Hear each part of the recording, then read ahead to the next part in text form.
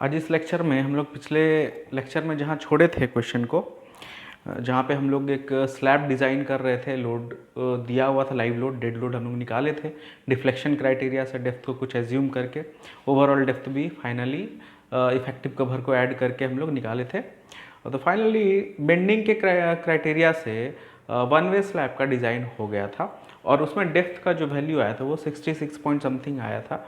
जो हम लोग अडॉप्ट किए हैं शुरू में डेप्थ डिफ्लेक्शन के क्राइटेरिया से वो 125 आया है। तो डिफ्लेक्शन के क्राइटेरिया से जो हम लोग डेप्थ अडॉप्ट किए हैं वो मोर देन इनफ है बेंडिंग को रेसिस्ट करने के लिए। अब आते हैं इस लेक्चर में हम लोग एरिया ऑफ स्टील निकालते हैं, मेन रेनफोर्समेंट का भी और डिस्ट्रीब्यूशन रेनफोर्समेंट का, उसका स्पेसिंग निकालते हैं, डिज़ाइन करते हैं, उसके बाद उसको चेक करते हैं सीयर में, बॉन्ड में। डिफ्लेक्शन क्राइटेरिया तो पहले से हम लोग ले ही चुके हैं उसके हिसाब से डेप्थ, तो सीयर और बॉन्ड में हम लोग को यहाँ पे चेक करना है।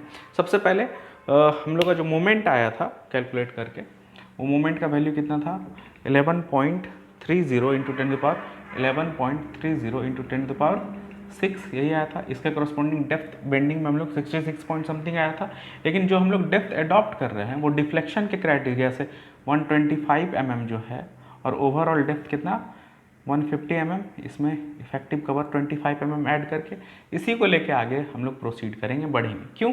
क्योंकि सेल्फ वेट का जो कैलकुलेशन हुआ है वो इस वेट के अकॉर्डिंग हुआ है। अगर बेंडिंग के हिसाब से जो डेप्थ आया है उसको लेके आगे बढ़ेंगे तो वो डेप्थ सफिशियंट है बेंडिंग को सहने के लिए, ठीक है। यहाँ पे ज़्यादा डेप्थ देके हम लोग कहीं ना कहीं सेक्शन को अनइकोनॉमिकल, ज़्यादा खर्चीला बना रहे हैं, लेकिन फिर भी एज अ स्टूडेंट आपको इकोनॉमी पे प्रायोरिटी नहीं होना चाहिए। आप लोग का स्टेप्स बहुत टाइम कम कंज्यूम हो और जल्दी जल्दी आपका क्वेश्चन बन जाए, इस पे आप लोग का फोकस होना चाहिए। तो एक बार जो डेप्थ एज्यूम कर लिए, इसी डेप्थ पे आगे कैलकुलेट करते रहिए। ये डेप्थ हालांकि बेंडिंग में फेल नहीं होना चाहिए, बेंडिंग के क्राइटेरिया के से जो डेप्थ आया था उस वैल्यू से ज़्यादा होना चाहिए ये वाला डेप्थ, बस, ठीक है। उसके बाद आगे बढ़ते हैं। अब एरिया ऑफ स्टील डिज़ाइन कर रहे हैं, मेन रेनफोर्समेंट का डिज़ाइन ऑफ एसटी, कौन सा मेन, जो शॉर्टर स्पैन के अलोंग लगेगा, 2.5 मीटर का जो क्लियर स्पैन था उसके अलोंग जो लगेगा उसको मेन रेनफोर्समेंट बोलते हैं। उसके 90 डिग्री के डायरेक्शन में, परपेंडिकुलर डायरेक्शन में जो लगेगा उसको डिस्ट्रीब्यूशन बार बोलते हैं। वन वे स्लैब में जैसा कि कल बताया था कि डिस्ट्रीब्यूशन बार बेंडिंग को रेसिस्ट करने के लिए नहीं बनाया गया, वो बस क्रीप और श्रिंकेज को रेसिस्ट करने के लिए बनाया, उसको रोकने के लिए, प्रिवेंट करने के लिए बनाया गया।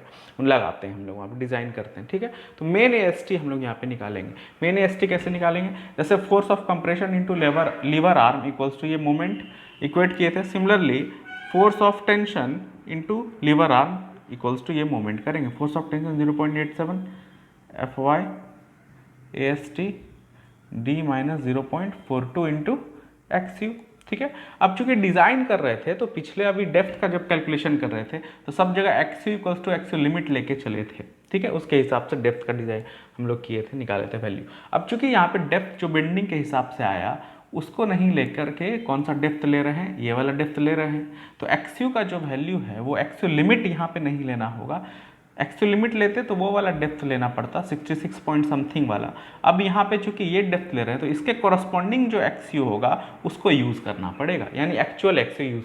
चूंकि डेप्थ के साथ हम लोग छेड़छाड़ कर रहे हैं तो यहाँ पे XU का वैल्यू भी क्या हो जाएगा, चेंज हो जाएगा, लिमिटिंग नहीं रहेगा। तो एक्चुअल XU का वैल्यू यहाँ पे पुट करेंगे। एक्चुअल XU कैसे पता चलता है? Force of compression equals to force of tension 0.36 FCK B into XU equals to 0.87 FY into AST। XU equals to क्या कर सकते हैं, 0.87 FY AST divided by 0.36 FCK into B। ये वैल्यू कहीं भी XU लिखेंगे तो उसके जगह ये हम लोग पुट कर सकते हैं। अब आते हैं MU का वैल्यू कितना था, 11.30 इंटू 10 पावर 6, 0.87 FY का वैल्यू 415, AST हम लोग को फाइंड आउट करना है, कैलकुलेट करना है। D कौन सा D, 125 mm वाला, माइनस 0.42। अब XU की जगह ये पूरा लिख दीजिए, 0.87 into 415 into AST divided by 0.36 FCK into B का, FCK का वैल्यू भी लिखते हैं, FCK 20 है, M20 इंटू B 1000, ठीक है। अब लोग आप इसको अगर कैलकुलेट करें बस इतने से कोफिशिएंट को तो इसका वैल्यू कट के 1 आता है, अप्रॉक्सीमेटली 1 आता है। तो इतना बड़ा टर्म नहीं लिख के 1 भी लिख सकते हैं। अब यहाँ पे क्वाड्रेटिक इक्वेशन आप लोग बनाइए, 1 इसको एक और एक स्टेप लिख के सिंप्लीफाई करते हैं। AST 125 माइनस इसको 1 ले लिए 415 into AST divided by 20 into 1000। ठीक है, बुक में थोड़ा अलग डेप्थ है, पता नहीं वो 26 लेके बनाया है, लेकिन हम लोग अपने स्टेप्स पे चलेंगे, जैसे हम लोग जो अडॉप्ट किए डेप्थ का वैल्यू उस पे चलेंगे। तो इसको आप लोग अगर कैलकुलेट करें, इसको इससे मल्टीप्लाई करें, तो एक पहले क्वाड्रेटिक इक्वेशन बना लीजिए, इसको आप लोग इससे मल्टीप्लाई करें तो ये वैल्यू आता है 4513131.25 AST, और इस टर्म को इससे अगर मल्टीप्लाई करें तो वैल्यू आता है 7.491 इंटू AST स्क्वायर, 2 बार AST है तो AST स्क्वायर। ठीक है, सबको अब एक तरफ लेके क्वाड्रेटिक इक्वेशन आप बना के सॉल्व करेंगे तो AST का जो वैल्यू आता है, कैलकुलेटर में आप सॉल्व करिए डायरेक्ट क्वाड्रेटिक इक्वेशन बना के, या फिर आप इक्वेशन से भी बना सकते हैं। जो वैल्यू आता है वो 261.75 mm स्क्वायर, इतना AST का वैल्यू आता है। ठीक है, ये AST जो आया आपको area of tensile reinforcement in a sorter along the sorter span, ये मेन रेनफोर्समेंट का एरिया है। अब इस मेन रेनफोर्समेंट के एरिया को आप लोग चेक कर लीजिए कि IS कोड का जो मिनिमम रिकमेंडेशन है उससे कहीं कम तो नहीं है। AST मिनिमम कितना बोलता है, देखिए अब ये IS कोड का रिकमेंडेशन, इसको याद करिएगा, AST मिनिमम, ठीक है, 0.12% ऑफ B इंटू बड़ी टी। ठीक है, ओवरऑल जो डायमेंशन है उसका 0.12% मिनिमम AST, इससे कम नहीं होना चाहिए ये वाला वैल्यू। तो 0.12 B का वैल्यू 1000 और ओवरऑल D का वैल्यू 150 डिवाइडेड बाय 100। अगर आप लोग इसको कैलकुलेट करें तो ये वैल्यू जो आता है कितना आता है 180 mm स्क्वायर, 180 mm स्क्वायर। ठीक है, तो AST मिनिमम से तो ज़्यादा ही है AST आप लोग का जो कैलकुलेशन से आया, तो ओके, यहाँ पे आपका डिज़ाइन कहीं भी गलत नहीं है AST का, यानी AST minimum is smaller than AST calculated. ठीक है, तो यहाँ पे आप लोग लिखेंगे हेंस ओके। ठीक है, अब ये आपका AST आ गया। अब इसको आप स्पेसिंग में नंबर ऑफ बार्स में कन्वर्ट कर, जैसे कि 8 mm का बार्स लेते हैं या 10 mm का बार्स लेते हैं, उसके अकॉर्डिंगली आप स्पेसिंग को डिज़ाइन करेंगे आगे। हम जैसे 8 mm डाया बार हम लोग अडॉप्ट कर रहे हैं, अडॉप्टिंग चाहे using 8 mm dia bar as a main reinforcement. ठीक है, तो स्पेसिंग कितना हो जाएगा, स्पेसिंग जो आपका विड्थ है B इंटू इसका एरिया, एक डाया का एरिया 5/4 इंटू 8 का square divided by total AST। Total AST कितना आया है कैलकुलेट करके 261.75। तो इससे स्पेसिंग का जो वैल्यू आता है वो वैल्यू आता है 192.17 mm सेंटर टू सेंटर। इसका मतलब क्या हुआ, स्लैब में जो इस तरह से रेनफोर्समेंट लगेगा, हाँ, ये 8 mm dia bar centre to centre कितने कितने दूरी पर होगा इस वैल्यू को बताया। तो 192.17 स्पेसिंग जो है लेआउट लेमैन को इसको प्लेस करने में थोड़ा सा असुविधा होगा, इसलिए राउंड फिगर में इसको क्या करते हैं, से spacing equals to 190 mm centre to centre. देखिए कम कर सकते हैं लेकिन इस डिज़ाइन से ज़्यादा नहीं कर सकते। ठीक है, ज़्यादा करेंगे तो कम AST लगेगा जितना डिज़ाइन करके आया है, कम करेंगे तो ज़्यादा एनफोर्समेंट लगेगा, तो जो कि कोई दिक्कत नहीं है, इसलिए स्पेसिंग को हम लोग कम करके ये ले सकते हैं राउंड फिगर में करना हो तो। ठीक है, अब ये आ गया। अब जो अगर चूंकि हम लोग स्पेसिंग को और थोड़ा नज़दीक कर दिए हैं, कंजस्टेड कर दिए हैं, तो AST जो होगा टोटल AST, इसका वैल्यू में भी चेंजिंग आएगा। तो अब AST जो प्रोवाइड कर रहे हैं, एक्चुअली ये तो कैलकुलेट करके आया है AST, अब जो प्रोवाइड कर रहे हैं वो वैल्यू एक्चुअली कितना होता है, तो उसको देखते हैं। AST प्रोवाइडेड, अगर इस स्पेसिंग को देते हैं तो कितना AST प्रोवाइडेड हुआ, यानी कि बस स्पेसिंग को इधर लाइए, AST को उधर ले जाइए, 1000 टू π/4 इंटू 8 का स्क्वायर। अब स्पेसिंग कितना ले रहे हैं, 190 mm सेंटर टू सेंटर। तो AST प्रोवाइडेड का जो वैल्यू आता है वो आता है 264.73 mm²। अब देखिए चूँकि हम लोग कम कम दूरी पे आया था डिज़ाइन कर, कितना थोड़ा सा कम कम दूरी पे लगा रहे हैं तो AST का वैल्यू बढ़ गया पहले से। अब कैलकुलेट कर कितना आया था, लेकिन प्रोवाइड एक्चुअली कर रहे हैं 264, आया था 261। ठीक है, तो इस तरह से स्पेसिंग को घटाने से ओवरऑल AST का वैल्यू पर यूनिट विड्थ क्या होता है, 1 मीटर में उतना mm² का, यानी 1000 mm में विड्थ में उतना mm² का AST एरिया ऑफ रेनफोर्समेंट लग रहा है।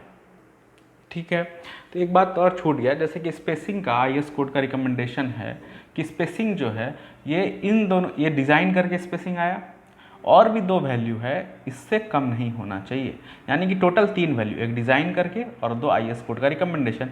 इस सब में से, इस तीनों में से जो कम वैल्यू होगा स्पेसिंग का उसी को अडॉप्ट करेंगे। वो कौन सा वैल्यू है, 3 टाइम्स ऑफ द डेप्थ या फिर 300 mm centre 3 times of the depth 125 है। इसको आप लोग कैलकुलेट करें तो ये वैल्यू आता है 375 या फिर 300 mm। अब बताइए 375 mm, 300 mm और 190 mm सबसे छोटा कौन है, 190 mm। तो हम लोग क्या प्रोवाइड करेंगे, क्या लिखेंगे रिकमेंडेशन कि provide 8 mm dia bar at the rate of 190 mm centre to centre. ठीक है, ये आपका मेन रेनफोर्समेंट डिज़ाइन हो गया। अब बहुत सारे बुक में, बहुत जगहों पे क्या करता है कि 50% जो मेन रेनफोर्समेंट है सपोर्ट के पास से, सेंटर ऑफ द सपोर्ट से L/7 डिस्टेंस पे कटलमेंट करके ऊपर लेते जाता है। अब क्या बोले, ये बात आप लोग को थोड़ा सा समझ नहीं आया होगा। देखिए ये जैसे कि ये बीम है 230 mm का, 230 mm का बीम है, ऐसे करके स्लैब पोजिशन है। इसमें जो हम लोग डिज़ाइन कर रहे हैं एरिया ऑफ रेनफोर्समेंट, वो क्रिटिकल सेक्शन के लिए बेसिकली डिज़ाइन कर रहे हैं, यानी कि क्रिटिकल सेक्शन WL²/8 सबसे अधिक मोमेंट कहाँ पे लगेगा, मिड पॉइंट पे, उसके लिए डिज़ाइन करें अगर सिंपली सपोर्टेड स्लैब हो तो। ठीक है, लेकिन जैसे जैसे एंड के पास जाएंगे, जैसे इसका अगर बेंडिंग मोमेंट का डायग्राम देखिए तो इस तरह से होगा। ठीक है, इस तरह से होगा। तो इस पॉइंट पे जो मोमेंट है WL²/8 यानी कि 11 पॉइंट समथिंग इंटू 10⁻⁶ जो आया था, इस पॉइंट का मोमेंट था, उसके लिए इतना एरिया ऑफ स्टील रिक्वायर्ड था। लेकिन जैसे जैसे हम लोग अंदर जाएंगे, मतलब सपोर्ट के पास जाएंगे, मोमेंट का तो वैल्यू कम गया है, तो क्या उतना एरिया ऑफ रेनफोर्समेंट ज़रूरत है, नहीं है। तो क्या करते हैं लोग, यहाँ पर कटल करके ऊपर कर देते हैं, रेनफोर्समेंट को कटल करके ऊपर करते हैं, और सेंटर ऑफ द सपोर्ट से यानी सेंटर ऑफ द बीम से ये कटलमेंट कितने दूरी पे होता है, L/5 टू L/7 पे इस तरह से करते हैं। ठीक है, यहाँ पे चूंकि अब मोमेंट का वैल्यू सपोर्ट के पास तो एकदम ही ज़ीरो हो गया है, तो यहाँ पे रेनफोर्समेंट का ज़रूरत नहीं है, इसलिए कटल करके ऊपर लेते जाते हैं। लेकिन प्रैक्टिकली क्या होता है, कोई भी स्लैब 100% सिंपली सपोर्टेड नहीं होता है।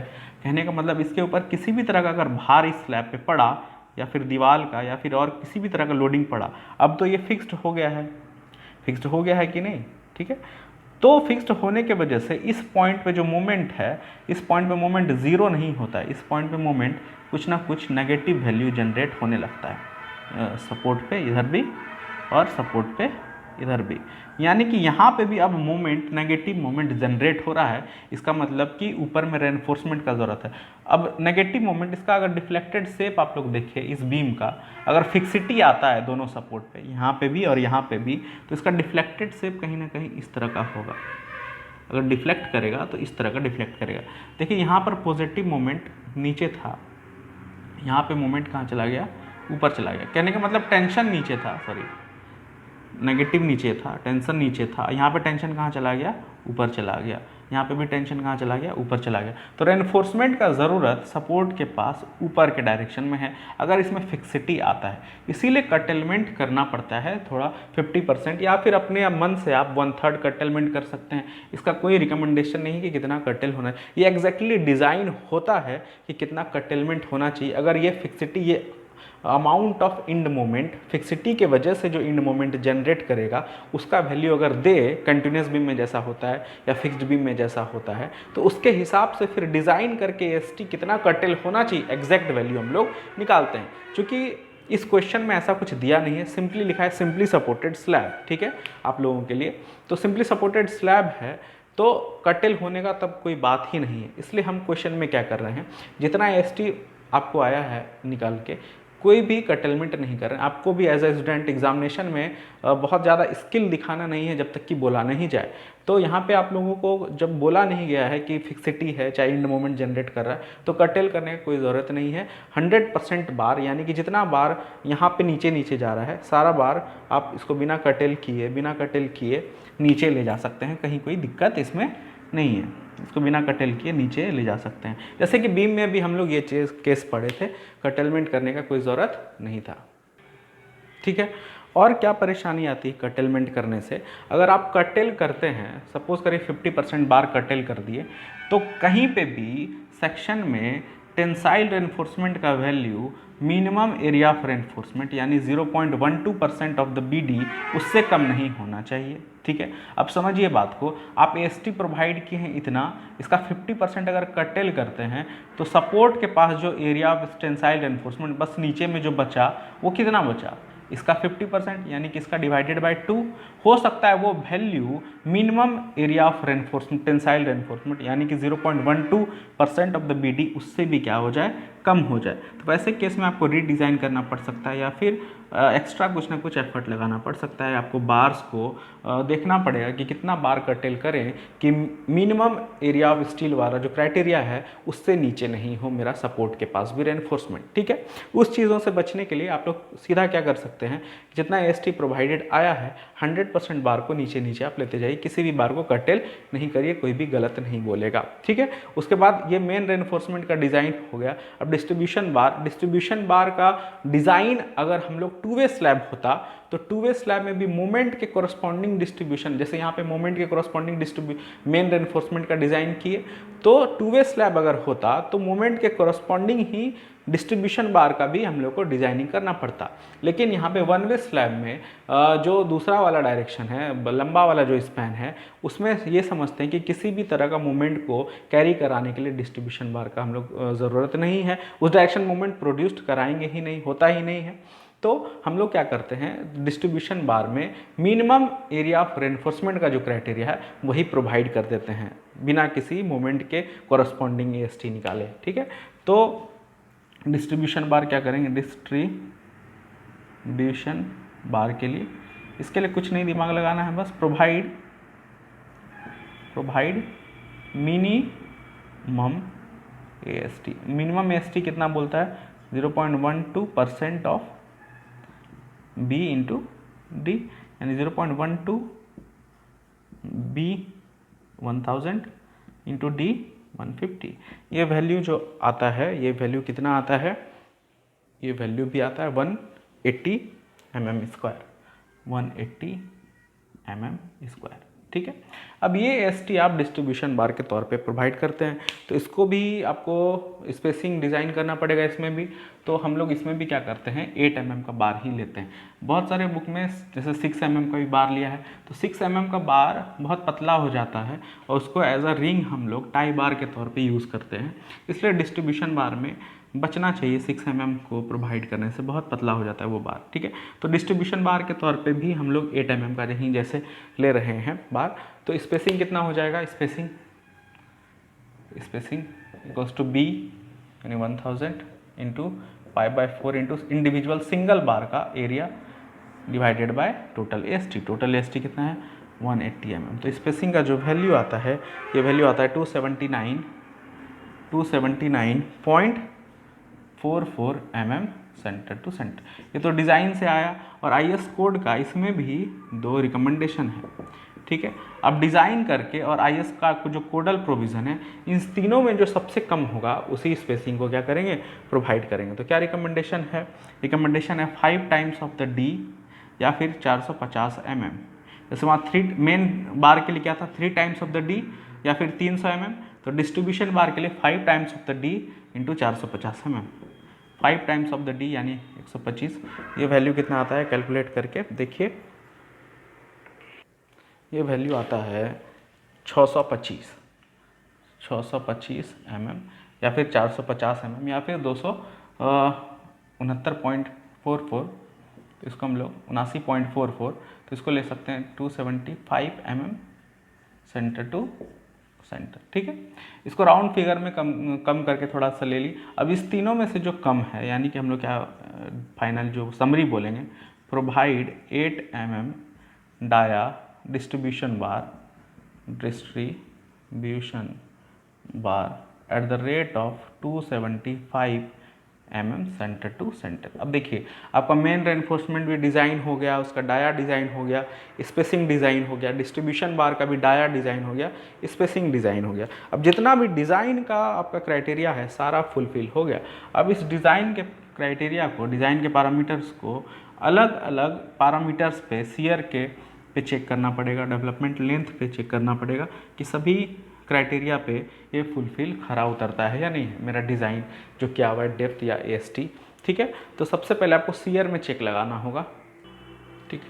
तो हम लोग को चेक फॉर शियर, पहला चेक फॉर शियर, तो आपको भैया पहले ये करना पड़ेगा, निकालना पड़ेगा कि डेवलप्ड शियर फोर्स कितना है और resistive shear force capacity of the slab वो कितना है। अगर resistive shear force capacity of the slab अगर ज़्यादा है तो सेफ है शियर में, अगर कम है इस डेवलप्ड शियर फोर्स से तो क्या हो जाएगा, आपका फेल कर जाएगा। तो डेवलप्ड शियर फोर्स कैसे निकालते हैं, सिंपली पर यूनिट विड्थ अगर लिया जाए, जैसे बीम में कर देते हैं WL/2, यहाँ पे भी पर यूनिट विड्थ ले रहे हैं, एक डायरेक्शन का जो विड्थ है वो 1 मीटर ले रहे हैं, तो सिंपली WL/2 ही हो जाएगा।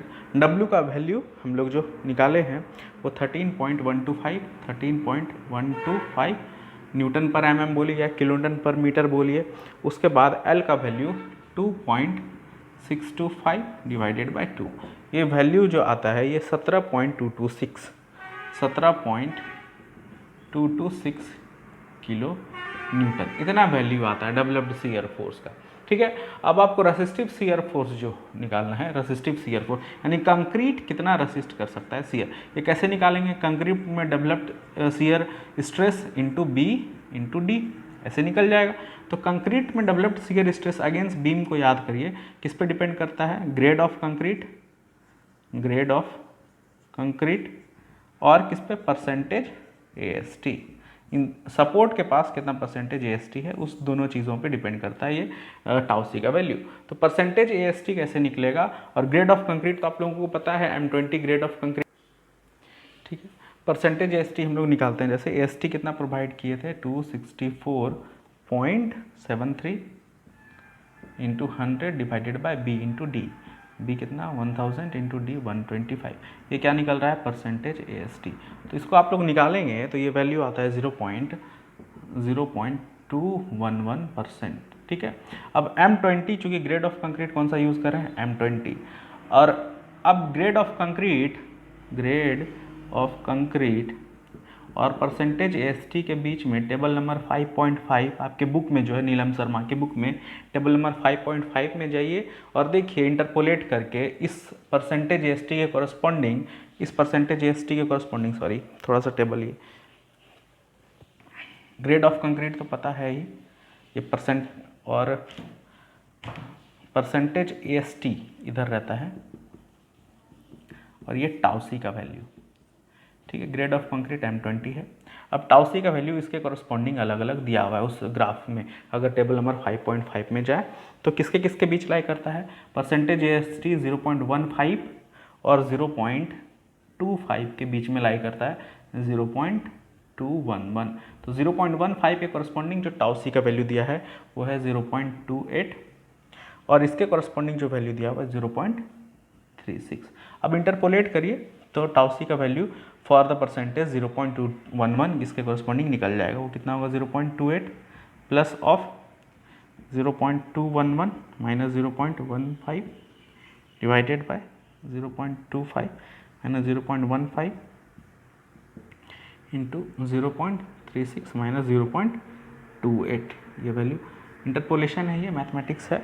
इसको इंटरपोलेट करके आप लोग अगर वैल्यू निकालें तो टाउसी का वैल्यू आता है 0.3288, ठीक है, 0.3288। अब इस डायरेक्ट टाउसी के वैल्यू को यहाँ पे यूज़ नहीं कर सकते हैं क्योंकि ये स्लैब का केस है, तो एक कोफिशिएंट K इंटू टाउसी को यूज़ करेंगे यहाँ पे, ठीक है। बीम रहता तो डायरेक्ट टाउसी को यूज़ करते हैं, स्लैब के केस में यहाँ पे हम लोग कोफिशिएंट से गुना करते हैं K इंटू टाउसी, जिसका कि वैल्यू कितना थी, वो के जो है डिपेंड करता है थिकनेस ऑफ द स्लैब पे। थिकनेस ऑफ द स्लैब आप टेबल नंबर 5.6 में जाइए, आपके बुक के ही टेबल 5.6 पे, उस पर अलग अलग थिकनेस के कॉरस्पॉन्डिंग के का कोफिशिएंट का वैल्यू दिया हुआ है, ठीक है। तो 150 या उससे कम अगर थिकनेस रहेगा तो जो कोफिशिएंट का वैल्यू आता है वो 1.3 आता है। आप लोग देखें 150 या उससे कम, तो हम लोग का ओवरऑल थिकनेस कितना है, 150 ही है, तो के का जो वैल्यू लेंगे वो कितना लेंगे, वो 1.3। तो फाइनल जो टाउसी यूज़ करेंगे, इसको टाउसी डैश बोल देते हैं जैसे, अब फाइनल जो टाउसी यूज़ करेंगे स्लैब के लिए वो के इंटू टाउसी डैश। तो के का वैल्यू फॉर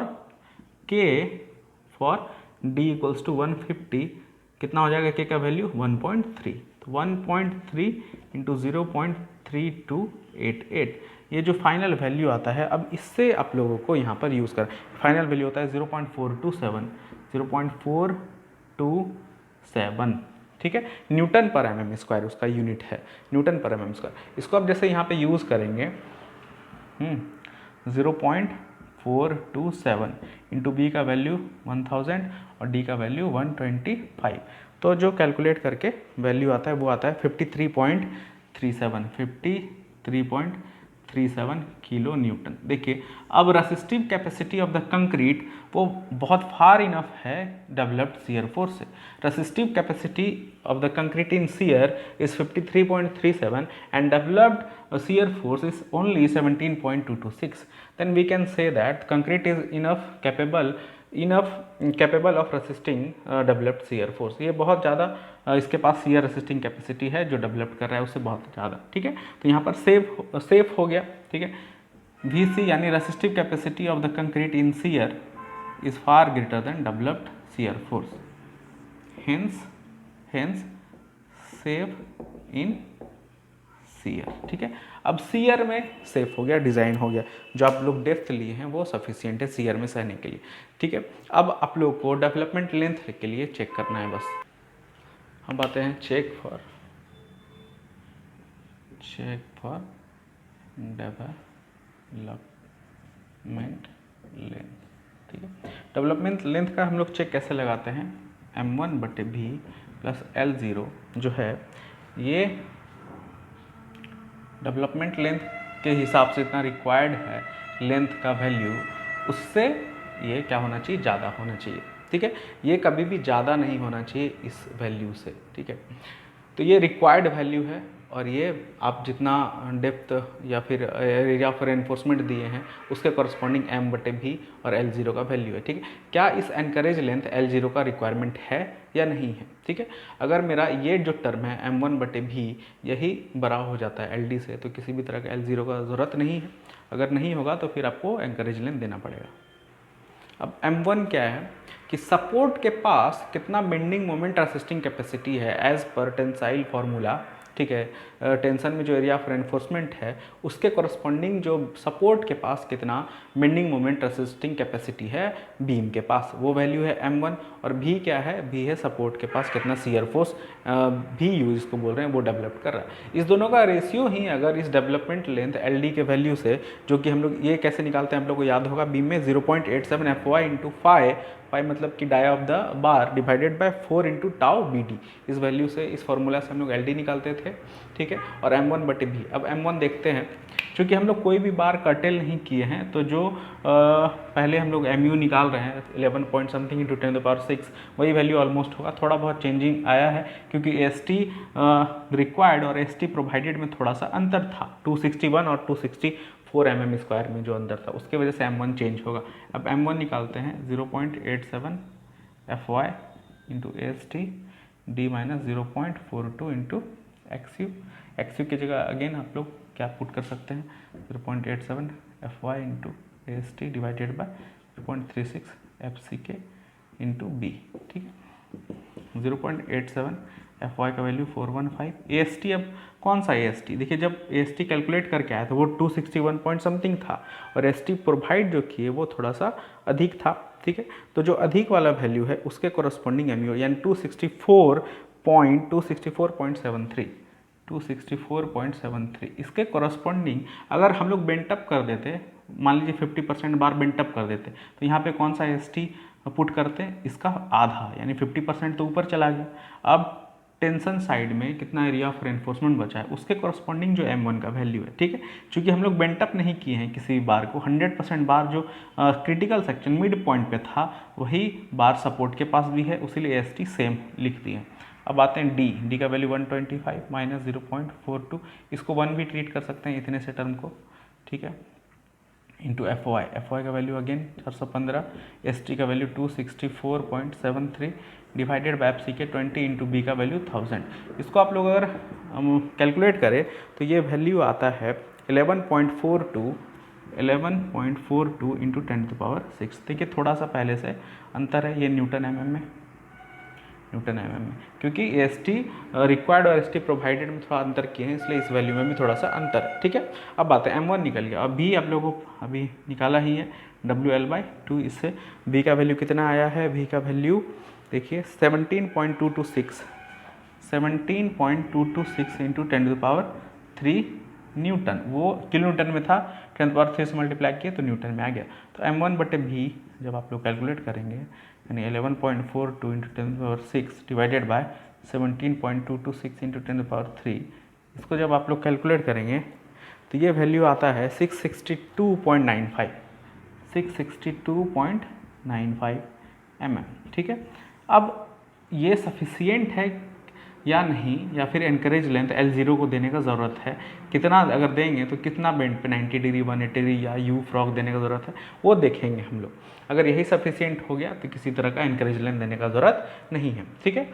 अब आते हैं डेवलपमेंट लेंथ कितना रिक्वायर्ड है as per formula 0.87 F Y into dia of the bar divided by 4 into tau B D, 4 into tau B D. अब बॉन्ड स्ट्रेस है टाउ बी डी, इसका वैल्यू आपको grade of concrete पे depend करेगा और किस तरह का आप ये ले रहे हैं, स्टील का कैसा ले रहे हैं, जैसे कि Fe415 है या माइल्ड स्टील या डिफॉर्म बार है। अगर डिफॉर्म बार लेते हैं तो जो भी टाउ बी डी का वैल्यू टेबल से आता है उसमें 60% और क्या करना पड़ता है, इंक्रीज़ करना पड़ता है। तो M20 के लिए आप लोग टाउ बी डी टेबल में अगर देखेंगे तो जो वैल्यू आएगा, अगर डिफॉर्म बार भी है तो 1.6 से और क्या करना पड़ेगा, मल्टीप्लाई करना पड़ेगा। तो 1.6 इंटू जो वैल्यू है वो वैल्यू कितना है देखिए, वो वैल्यू है 1.2, ठीक है।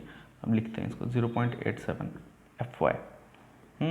एफ वाई कितना है 415, dia of the bar 8 mm divided by 4। अब tau B D simply M20 के लिए हम लोग 1.2 लेते हैं, लेकिन डिफॉर्म बार यूज़ किया गया है, HYSD बार यूज़ किया गया है, तो 60% और इस वैल्यू को इंक्रीज़ करना पड़ेगा, यानी 1.6 से मल्टीप्लाई करना पड़ेगा। ये जो वैल्यू आता है, ये वैल्यू आता है 376 mm, ठीक है। अब रिक्वायर्ड जो लेंथ है, डेवलपमेंट लेंथ रिक्वायर्ड जो है वो छोटा है जो प्रोवाइडेड है, प्रोवाइडेड 662.95 है, ठीक है। तो m1/v is greater than LD, ठीक है। ये कंडीशन को सेटिस्फाइड किया गया। उसके बाद hence safe, no need of anchorage length, आपका सेफ हो गया बॉन्ड में भी। तो ये यहाँ पे आपका कंप्लीट जो है स्लैब का डिज़ाइन भी चेक भी जितना है चेक भी हो गया, डिज़ाइन भी हो गया। अब आपको डिफ्लेक्शन के लिए चेक करने का ज़रूरत नहीं है, क्योंकि इसी में आपका ऑलमोस्ट बहुत टाइम कंज्यूम हो जाएगा एग्जामिनेशन में। और डिफ्लेक्शन को चेक करने का इसलिए ज़रूरत नहीं है क्योंकि डिफ्लेक्शन के क्राइटेरिया से शुरू में डेप्थ हम लोग लिए हैं, जो शुरू में L/D रेशियो कैंटिलीवर के लिए 7 था, सिंपली सपोर्टेड के लिए 20 था और कंटिन्यूस बीम के लिए 26 था। तो वो किस क्राइटेरिया से आया है, डिफ्लेक्शन के क्राइटेरिया से। तो डिफ्लेक्शन के क्राइटेरिया से जब एक बार हम लोग डेप्थ ले चुके हैं तो दोबारा डिफ्लेक्शन को चेक करने का ज़रूरत नहीं है, ठीक है।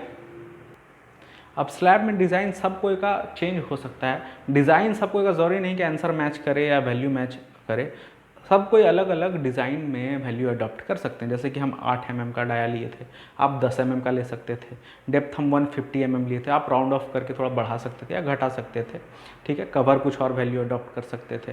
सिमिलरली डिज़ाइन सब कोई का अलग हो सकता है, ठीक है। अब जैसे बुक में समझाने के लिए इसका स्केच भी खींचा है कि कैसे रेनफोर्समेंट का अरेंजमेंट है, उसको आप लोग देख सकते हैं। बुक का कोई एक्सरसाइज का क्वेश्चन कर सकते हैं स्लैब का, या इसी क्वेश्चन को 2 बार 3 बार आप लोग समझिए कहाँ पे प्रॉब्लम हो रहा है उसको डिस्कस करिए और 2-3 बार बना के स्लैब पे कमांड करिए। Thank you.